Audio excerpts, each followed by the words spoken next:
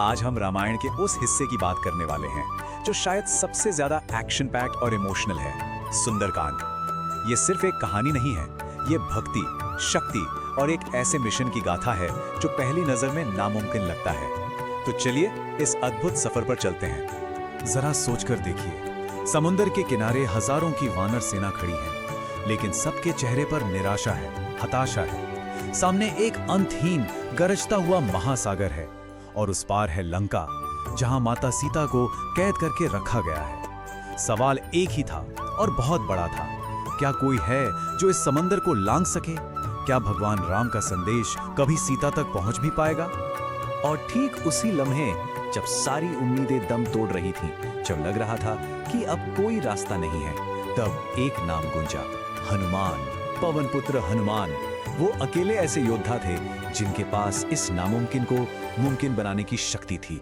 अब सारी नजरें, सारी उम्मीदें सिर्फ उन्हीं पर थीं। और इसके बाद जो हुआ वो इतिहास बन गया। हनुमान जी ने अपना आकार एक पर्वत की तरह विशाल कर लिया, एक पहाड़ की चोटी पर खड़े हुए और अपनी पूरी शक्ति को समेटकर आकाश में वो छलांग लगाई जिसकी कोई कल्पना भी नहीं कर सकता था। नीचे था विशाल समंदर और ऊपर खुला आसमान। ये सिर्फ एक छलांग नहीं थी, ये अटूट विश्वास की छलांग थी। लेकिन ये सफर इतना आसान भी नहीं होने वाला था। रास्ते में कई चुनौतियां उनका इंतजार कर रही थी। देवताओं ने भी उनकी परीक्षा लेने का फैसला किया। मतलब हनुमान जी को सिर्फ अपनी ताकत ही नहीं, बल्कि अपनी बुद्धि और विवेक का भी सबूत देना था। उनके रास्ते में 3 बड़ी बाधाएं आईं। सबसे पहले तो नागमाता सुरसा ने उनका रास्ता रोका और उन्हें निकल जाने को कहा। हनुमान जी ने समझदारी दिखाते हुए अपना रूप एकदम छोटा कर लिया, उनके मुंह से होकर बाहर निकल आए और अपनी परीक्षा पास कर ली। इसके बाद आई राक्षसी सिंहिका, जो परछाई पकड़कर ही किसी को भी पानी में खींच लेती थी। हनुमान जी ने उसका भी वध कर दिया। और आखिर में लंका के दरवाजे पर उनका सामना हुआ शहर की रक्षक लंकिनी से। हनुमान जी के एक ही जोरदार मुक्के से लंकिनी जमीन पर गिर पड़ी और हार कर उसने जो कहा वो सिर्फ शब्द नहीं थे, वो एक भविष्यवाणी थी। अब लंका का विनाश निश्चित है। ये इस बात का संकेत था कि बुराई के अंत का समय अब करीब आ गया है। तो अब हनुमान जी लंका के अंदर थे, सोने से बनी एक ऐसी नगरी जो अपनी चमक से आंखों को चौंधिया दे। ऊंचे ऊंचे महल, लेकिन ये दुश्मनों का गढ़ था। हर मोड़ पर राक्षस पहरा दे रहे थे।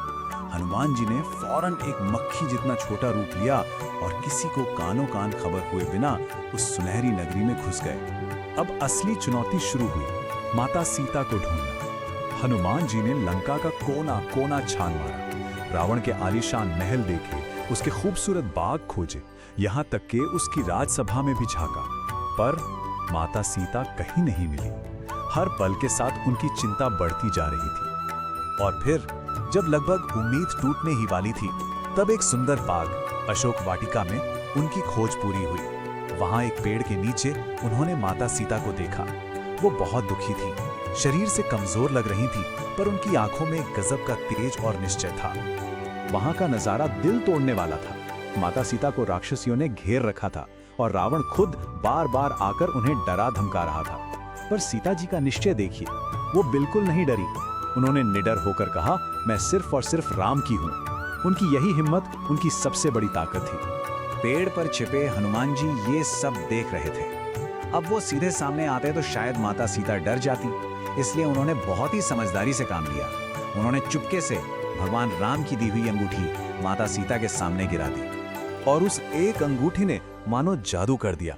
उसे देखने से पहले सीता जी दुखी थीं, पर उनका मन अड़िग था। लेकिन जैसे ही उन्होंने राम की वो निशानी देखी, उनकी आंखों में निराशा की जगह उम्मीद की एक नई किरण जाग उठी। उन्हें यकीन हो गया कि मदद आ रही है। इसके बाद हनुमान जी सामने आए। उन्होंने राम का संदेश सुनाया, जिससे सीता जी को बहुत ढाढ़स बंधा। जवाब में सीता जी ने अपनी चूड़ामणि यानी अपने सिर का गहना हनुमान जी को दे दिया।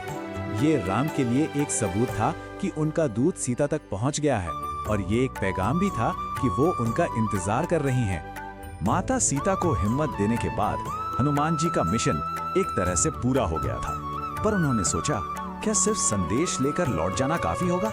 नहीं, रावण को और उसके घमंड को एक कड़ा सबक सिखाना भी तो जरूरी था। और फिर लंका ने हनुमान जी का वो रूप देखा जिसकी किसी ने कल्पना भी नहीं की होगी। उन्होंने पूरी अशोक वाटिका को तहस नहस कर दिया, बड़े बड़े पेड़ उखाड़ दिए और रावण के भेजे हुए एक से एक बड़े योद्धाओं को अकेले ही ढेर कर दिया। आखिर में जब रावण के सारे योद्धा हार गए तो उसके बेटे मेघनाद को ब्रह्मास्त्र का इस्तेमाल करना पड़ा। हनुमान जी ने उस दिव्य अस्त्र का सम्मान करते हुए खुद को जानबूझकर उसमें बंद जाने दिया ताकि वो रावण के सामने पहुंच सके। रावण के दरबार में हनुमान जी ने उससे सीधी चेतावनी दी, सीता को सम्मान के साथ लौटा दो वरना तुम्हारा अंत निश्चित है।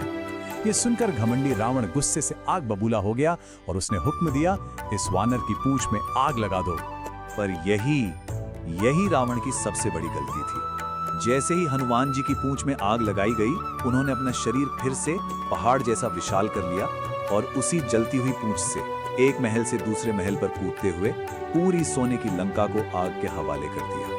अपना काम पूरा करके रावण को एक कभी न भूलने वाला संदेश देकर हनुमान जी ने एक बार फिर समुद्र पार किया और अपनी वानर सेना के पास लौट आए जो बेसब्री से उनकी राह देख रही थी। ये एक हीरो की वापसी थी। हनुमान जी सीधे भगवान राम के पास पहुंचे और उन्हें पूरी खबर दी कि माता सीता को आपका संदेश मिल गया है, वो सुरक्षित हैं। ये रही उनकी दी हुई चूड़ामणि और रावण को भी लंका जलाकर एक जोरदार संदेश दे दिया गया है। सीता जी की चूड़ामणि देखते ही भगवान राम की आंखों में आंसू आ गए। वो एक बहुत ही भावुक पल था, लेकिन उन्हीं आंसुओं ने उनके दुख को एक फौलादी संकल्प में बदल दिया। अब वो युद्ध के लिए पूरी तरह तैयार थे। तो सुंदरकांड की कहानी यहाँ खत्म होती है, पर ये कहानी का अंत नहीं बल्कि उस महायुद्ध की शुरुआत है। तो अब आगे क्या होगा? क्या राम रावण का युद्ध होगा?